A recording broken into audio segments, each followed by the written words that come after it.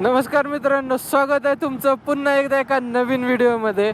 तर आजचा हा व्हिडिओ खास असणार आहे, कारण त्याच्या मागचं कारण आजची ही राईड म्हणजे एक दिवसाची राईड नसून ही सिरीज असणार आहे आपली.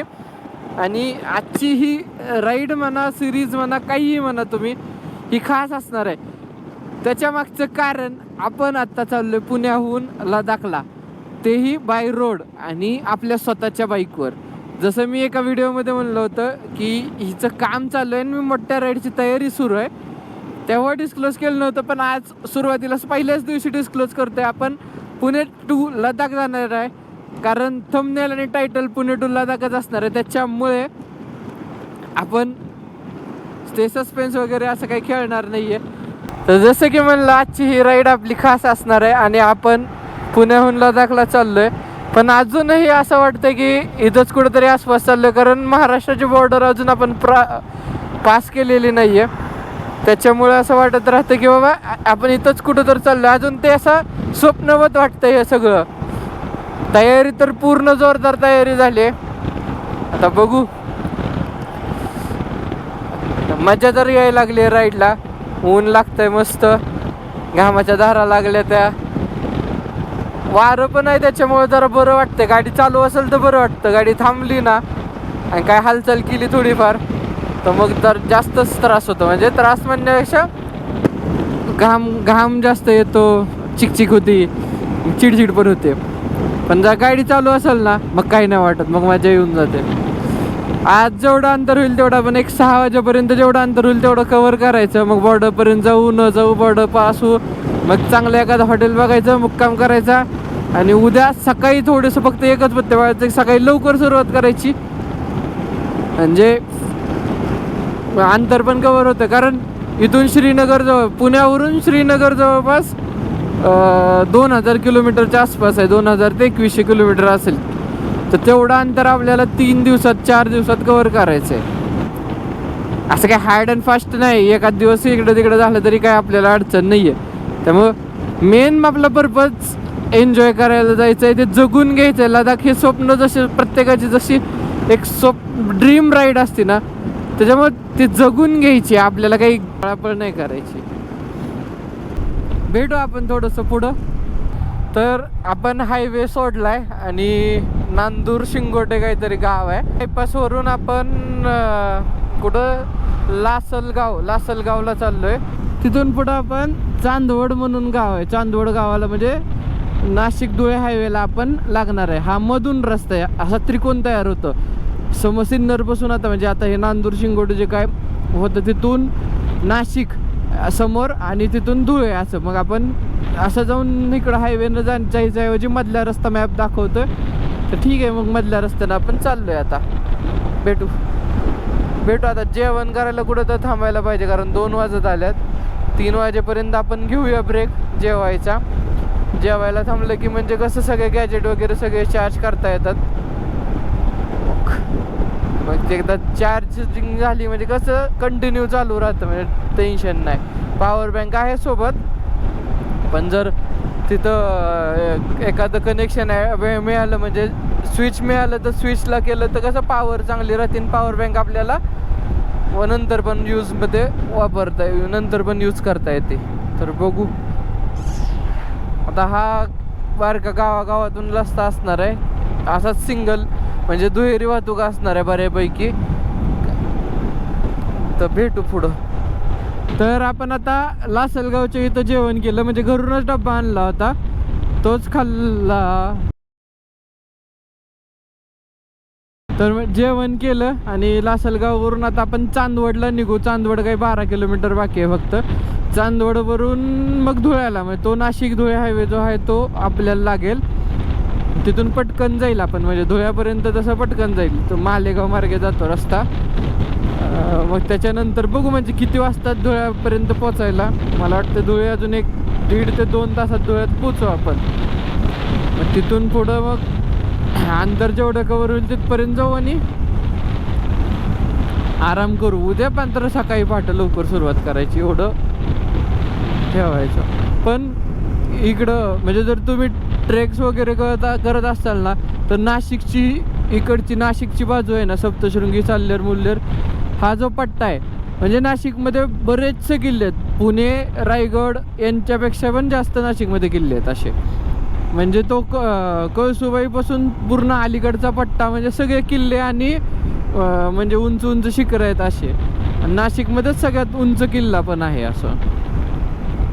त्यामुळे नाशिकची बाजूसुद्धा निसर्गाने म्हणजे निसर्गाची देण लाभल्यासारखी आहे नाशिकची बाजू म्हणजे सुद्धा. हे आता बघा, आत्तापर्यंत इकडं पठारी प्रदेश होता आणि जसाही आता ही चांदवड, सटाणा, परत ही इकडची बाजू म्हणजे सगळी अशी डोंगर रांग आहे. हा पठार आहे आणि ती पलीकडे सगळ्या डोंगर रांग आहेत त्या अशा. ते म्हणजे आता गोप्र तेवढं दिसणार नाही, पण अख्ख्या असे डोंगर सगळे रांगा दिसतात. म्हणजे जे रेंजेस आहेत ना सह्याद्रीमधल्या, त्या आपल्याला इकडं बघायला मिळतात. म्हणजे आधी मी ट्रेक भरपूर केलेले, त्याच्यामुळं मला ट्रेकिंग पण म्हणजे आवडते असं. म्हणजे त्या दोन्ही गोष्टी, आता राईड चालू आहे पण भारी एरिया आहे म्हणजे असा एक्सप्लोर करण्यासारखं. म्हणजे भविष्यात कधी तर असा महिनाभर येऊन इकडं राहून सगळं पूर्ण ट्रेक्स वगैरे करून जाणं असं पण म्हणजे मला असं वाटायचं. मला आधी असं वाटायचं जायचं एकदा तिकडं जायचं, 15-20 दिवस तिथं जाऊन राहायचं आणि मस्त ट्रेक करायचं, सगळं पिंजून काढायचं, विषयच नाही ठेवायचा काय परत. असंच आता हळूहळू आपण बघू. पण आता कसं झालं माहिती आहे का, पुण्याच्या आसपासचा सगळा प्रदेश फिरून झाला, परत कोकण पट्टा पूर्ण झाला. पण त्याच्यामुळं आता म्हणजे तिथला आसपासचं फिरायचं सोडून मग असं बाहेर पडायला लागलो. म्हणजे मी उडुपीला गेलो, कर्नाटकमध्ये परत हम्पीला गेलो. त्याच्यानंतर आत्ताची ही आपली राईड जशी की लडाखची चालू आहे, अजून तो फील नाही येणार कारण आता आपण पूर्ण असं फक्त जर्नीच असणार आहे. म्हणजे आपण जातच राहणार आहे फक्त, असं काही कुठं एक्सप्लोर करणार नाहीत श्रीनगरपर्यंत जाईपर्यंत तरी. म्हणजे टार्गेट तर तेच आहे बघा, चांदवड 13 राहिलं. म्हणजे तिथं गेल्यानंतर ज्यावेळेस एक्सप्लोर करू असं तिथल्या प्लेसेस बघू, लडाखच्या किंवा जम्मूच्या, श्रीनगरचा पट्टा तिथला, कारगिल म्हणा, द्रास, परत जे हायेस्ट मोटरेबल पासेस आहेत ते, या सगळ्या गोष्टी आत्तापर्यंत फक्त व्हिडिओमध्ये बघितल्या होत्या. पण आत्ता प्रत्यक्षात बघताना ती फिलिंग वेगळीच असणार आहे. म्हणजे ती कोणी व्हिडिओमध्ये नाही सांगू शकणार किंवा मग शब्दात आपण नाही व्यक्त करू शकत ती गोष्ट. म्हणजे प्रत्येक ज्याला बाईक आवडती किंवा रायडिंग कल्चरमध्ये आहे किंवा बाईकबद्दल किंवा मग ड्रायव्हिंग म्हणा म्हणजे फिरायची आवड आहे, तसं प्रत्येकाला लडाख आयुष्यात एकदा तरी जावं असं वाटतं. पण मग त्यासाठी धडपड करावी लागते, म्हणजे टार्गेट ठेवूनच करावं लागतं ती गोष्ट. कारण काय होतं, कधी पैसा असतो कधी वेळ नसतो, म्हणजे दोन्हीची सांगड घालावी लागते. एखाद्याकडे पैसा भरपूर असतो पण वेळ नाही म्हणतो तो, मग एखाद्याकडे वेळ असतो पण पैसा नसतो, पण दोन्हीची सांगड घालून मग ती गोष्ट म्हणजे जर इच्छा असेल तर ती पूर्ण किंवा स्वप्न असेल तर ते पूर्ण करावं लागतं, त्याशिवाय नाही शक्य ते. कारण जसं वय वाढेल ना तसं माणूस कम्फर्ट शोधायला लागतं. मग बाईक राईड हा ऑप्शन राहतो, म्हणजे तिथल्या तिथं असं किंवा सिटीमध्ये म्हणा किंवा हे असं 4 व्हीलरमध्ये बसून निवांत इथं फिरू वाटतं असं. त्याच्यामुळं जोपर्यंत चढता म्हणजे काय म्हणतात त्याला, तुम्ही असं यंग एज आहे ना, तरुणपणी या गोष्टी करू शकता. मी असं नाही म्हणत आहे की वय झालेली माणसं नाहीत करू शकत, बऱ्याच लोकांनी केलेलं पण आहे, पण तो रस प्रत्येकांमध्ये राहत नाहीत, त्याला आवडच लागते. पण मग आता कसं झालं माहिती आहे का, दुपारी 12 पासून 3 पर्यंत भयंकर ऊन होतं, अंगातून नुसतं घामाच्या धारा लागल्या होत्या. त्याच्यामुळं डिहायड्रेशन टाईप म्हणजे असं गळून गेल्याने होत होतं. म्हणजे आता जेवण केलं, पाणी पिलं, जरा ऊन कमी आलं ना, मग जरा बरं वाटायला लागलं. आता अंतर नाही म्हणलं तर लगेच झटकन आहे किती 10-12 किलोमीटर असंच कापलं, काहीच वाटलं नाही 10-12 किलोमीटर आलो असं. पण दुपारी 60-70 किलोमीटरच चालवली असेल 3 तासात. पण भयंकर हाल झाले, भयंकर. त्याला भेटू आपण आता एक तर चांदवडला किंवा मग हायवेला लागल्यानंतर भेटूया. चला अंतर कवर करून घेऊ अंधार पडायच्या आधी. आत्ता किती 5-8 म्हणजे 4 वाजलेत आत्ता सध्या. बरंचसं कवर होईल. धुळे तर काही येऊन जाईल कारण हायवे तो 4 लेन आहे, आणि पुणे मुंबईला राहणाऱ्या लोकांना बाहेरच्या इथली ट्रॅफिक वाटतच नाही. पुणे आणि मुंबई म्हणजे भयंकर, एवढं भयंकर ट्रॅफिक आहे ना, पण कम्पॅरिझनच नाही. मग दिल्ली बिल्लीशी नाही म्हणत आहे मी, पण असं आता इथं महाराष्ट्रातल्या बाकीच्या कुठल्याच ठिकाणी एवढं भयंकरवालं ट्रॅफिक नाही आहे असं. तर भेटू चला पुढे. म्हणजे झोप यायला, आता जेवण झाल्यानंतर बरंचसं पुढं आलो, म्हणजे 1.5 तास झाला असेल आम्ही आलो पुढं. धुळ्याच्या रोडला आहे, म्हणजे आता मालेगावच्या थोडंसं पाठीमाग आहे. मालेगावच्या थोडंसं पाठीमाग आहे. लयच झोप यायला लागली म्हणून थोडंसं 5 मिनटं बाजूला होऊन ब्रेक घेतला. आता कुठं तर मस्त चहा पिऊ आणि थोडंसं तोंडावर पाणी मारून थोडं फ्रेश होऊ, म्हणजे झोप जाईल जरा. जेवले ना असली घाण झोप येते, गाडीत चालू नाही वाटत, कळतच नाही काय हे काय. मालेगाव 10 राहिले आता इथून फक्त. 5 वाजले ते आता. 5 वाजले तर एवढा भयंकर, म्हणजे अजून सुद्धा असं गरम गरम गरम वाटतंय, पूर्ण वाफा लागलेली वाटतंय. आणि एक बाटलीत पाणी होतं दुपारी, म्हणजे किती 1 तासभर नाही, सकाळपासून ते बाटलीतलं पाणी सकाळपासून तेच होतं. पण म्हणजे किती ते 1:30-2 वाजता त्या बाटलीतलं पाणी पिलं तर भाई साहेब, असं उकळलेलं पाणी कसं असतं तसं, म्हणजे तसं लागत होतं. एवढं गरम झालं होतं, भयंकर आहे. म्हणजे ऊन म्हणजे ना भयंकर आहे. गार पाणी पिले गेले बरं वाटतं. ऊन सोडलं ना, उन्हाचा त्रास सोडला तर बाकी काय नाही, बाकी राईड एकदम मस्त चालू आहे. आता हा सरळ आपण पुण्यावरून नाशिकला येऊन हायवेनं असंच हायवेनं कडपर्यंत यायचा विचार केला, पण ते अंतर खूप वाढत होतं आणि वेळ पण वाचत नव्हता. त्याच्यामुळं मग मधला रस्त्यानं त्या आपण आलो.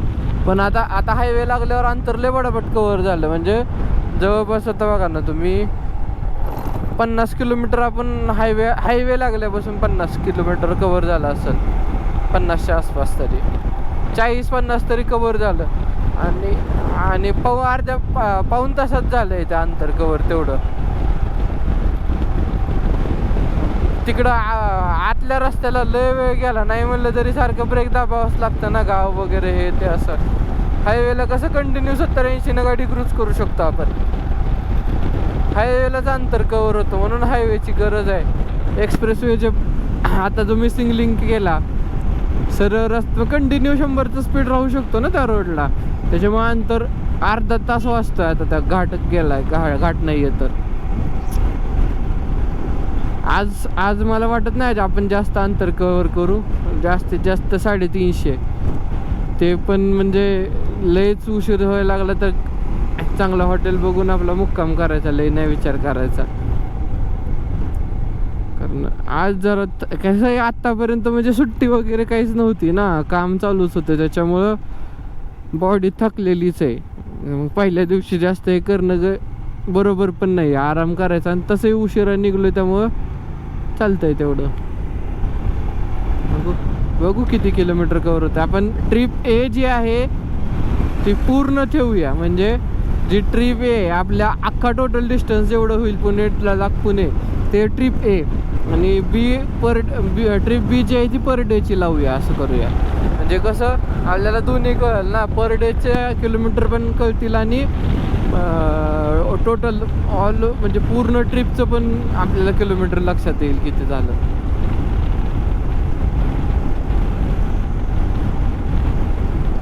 आणि गाडी एवढी लोडेड आहे ना आत्ता सध्या, लोक बघून म्हणजे असं बघतच राहतात यार काही असं म्हणून. 2 साईडला 2 म्हणजे पूर्ण पॅक गाडीत. माझं सीट जागा सोडली ना गाडीत, कुठं सामान नाही असं नाही आहे.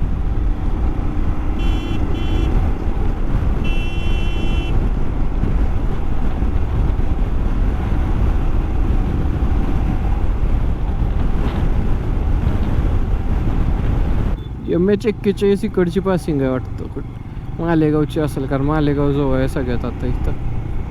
आता मागं चहा पिलो, थोडे अमरावतीची लोक होते. आता पर्पज काय विचारलं मला, आता पर्पज काय सांगणार मी, लदाखला जायचा पर्पज काय, कामधंदा मग तेच तर की मजाच मारायला चाललं. आता काय सांगणार काय, मग मी नंतर विचारलं काय हा ना आणि सगळ्यात महत्त्वाचं म्हणजे आता गाडीवर सह्याद्री लिहिलंय आणि इकडं एका बाजूला हिमालयन काहीतरी लिहिलंय असं.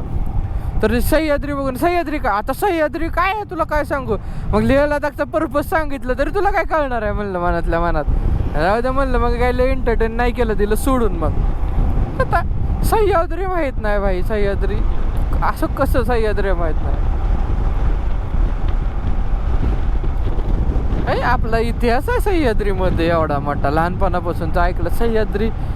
आता हे मग जास्त एंटरटेनच नाही केलं. सह्याद्री काय आहे म्हणलं मग तिला सोडून विषय मी. आता लेह लडाखला का चाललोय कशासाठी चाललोय काय आता काय त्याला परत नंतर विचारलं स्पॉन्सर आहे का स्वखर्चा नाही. म्हणलं स्वखर्चा नाही. आता स्पॉन्सर कुठं आणू मी. जाऊ दे म्हणलं कुठं काय म्हणत बसावं. पहिलाच दिवस आहे आपल्या राईडचा. एवढा मोठा पोचा कावळा घेऊन चाललाय भाऊ विचारतंय. मी त्याला काय विचारलं माहिती का. त्याला म्हणलं तुला आवडतं काय आयुष्यात. मला काहीच नाही आवडत. मग जस्ट आपण धुळे शहर सोडले म्हणजे बायपासलाच आहे आपण आता. इथून आता जेवढं अंतर थोडं जेवढं अंतर कवर होईल तेवढं करूयात. आणि मग त्याच्यानंतर आराम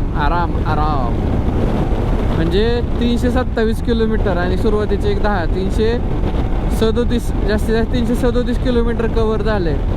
कारण उशीर झाल्यामुळं एनर्जी पूर्ण डाऊन होते. उन्हात नाही शक्य तेवढं कवर करणं अंतर. आता किती 4 वाजल्यानंतर जसं 4-5 वाजल्यानंतर जसं ऊन उतरलं ना तसं कंटिन्यू अंतर कवर झालं. पण दुपारी ज्यावेळेस ऊन भयंकर होतं त्यावेळेस 10-20 किलोमीटर चाललं की ब्रेक घ्यायचं, 20-30 किलोमीटर चाललं की ब्रेक घ्यायचं असं चाललं होतं. मग आता सकाळी लवकरच सुरुवात करायची. म्हणजे आज दिवसभरात जेवढं अंतर कवर केलं तेवढं सकाळच्या प्रहरी तेवढं अंतर कवर होईल जर पहाटे 5-6 वाजता जर सुरुवात केली. दुसरा पॉझिटिव्ह पॉईंट असतो पहाटे निघण्याचा, ट्रॅफिक नसतं. आणि हे आता कसे असे कुठनं पण कसे पण मध्ये घुसतात. धुळ्यात तर भाई असे डिवायडर तोडलेत आणि तिथून डायरेक्ट अलीकडे येतात. आणि रॉंग साईड येण्याचं तर प्रमाणच म्हणजे हायवेला रॉंग साईड. शहरातले पण नाही रस्ते, हायवेला रॉंग साईड. हायवेला बरं 2 व्हीलर पण नाही, 4 व्हीलर मोठे मोठे ट्रक सुद्धा हा रॉंग साईडनं घुसतात. भयंकर अवस्था आहे बाबा.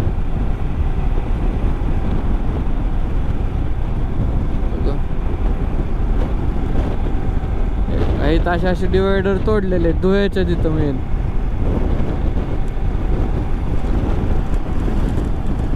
हे तर ते धुळे 3 दाखवते कारण हा बायपास आहे असा. परत इकडून पण आतमध्ये जाता येतं धुळ्याला म्हणून दाखवतं इकडून पण धुळे 3. तसं धुळे मागाच लागलंय. तर बाहेर पडत आलो बायपासला एंडिंगला मी. तर आता आपण धुळ्यापासून जवळपास 50 किलोमीटर आलोय.